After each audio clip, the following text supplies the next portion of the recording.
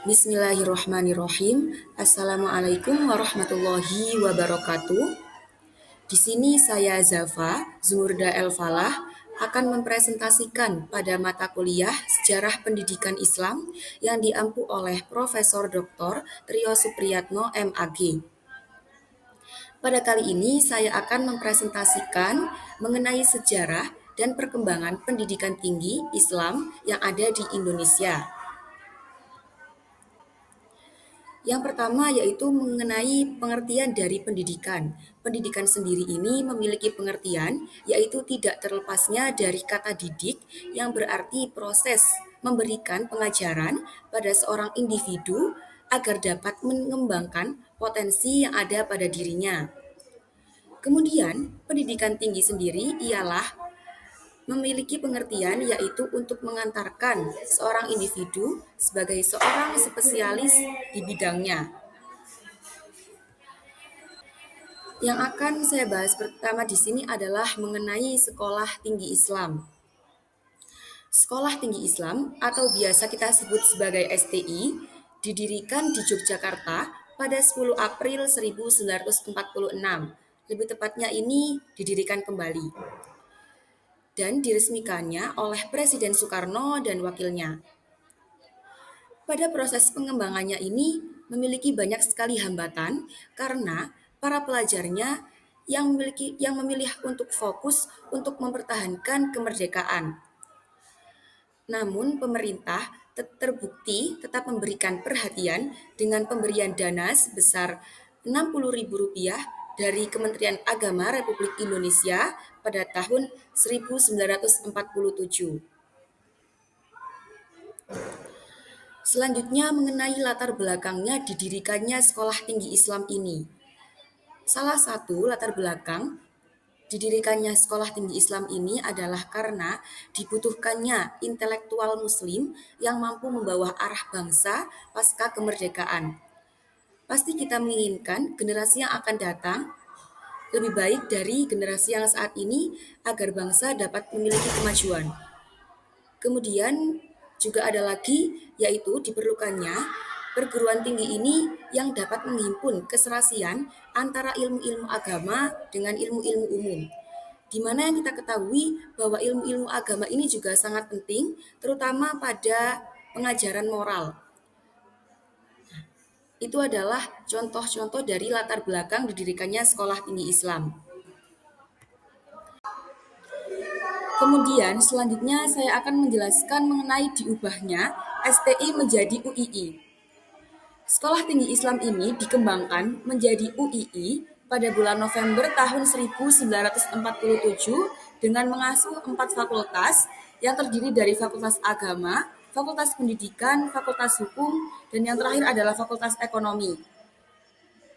Pada intinya, Universitas Islam Indonesia ini adalah kelanjutan dan pengganti dari Sekolah Tinggi Islam yang dibuka pertama kali di Jakarta.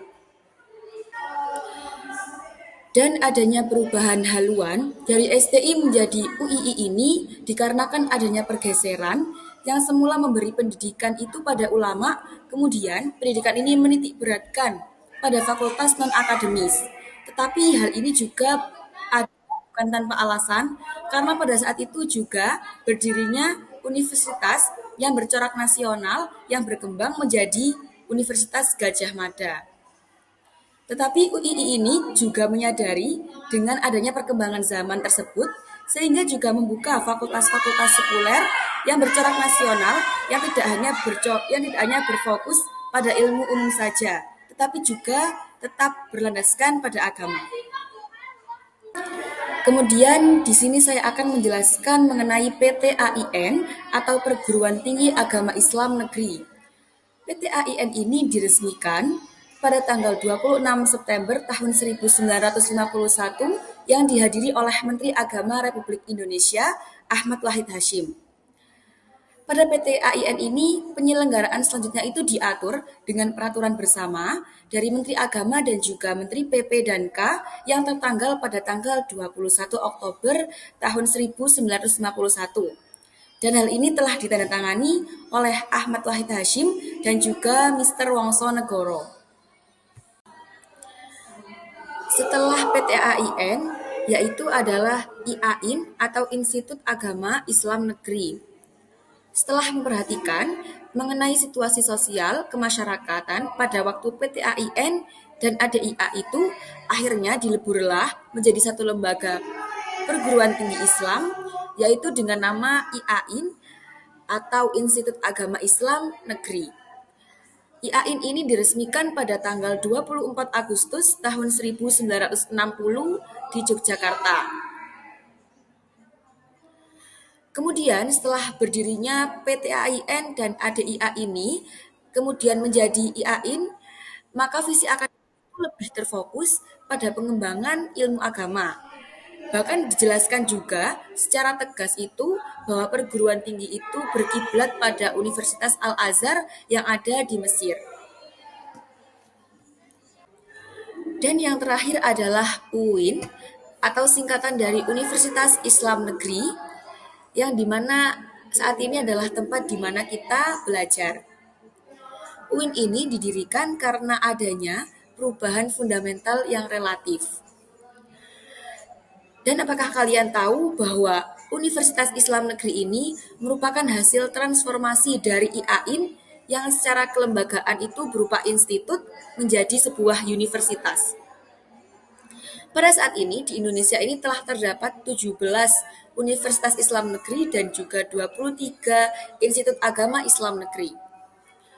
Perlu kita ketahui, sebagai sebuah lembaga universitas ini, UIN itu tidak lagi seperti IAIN.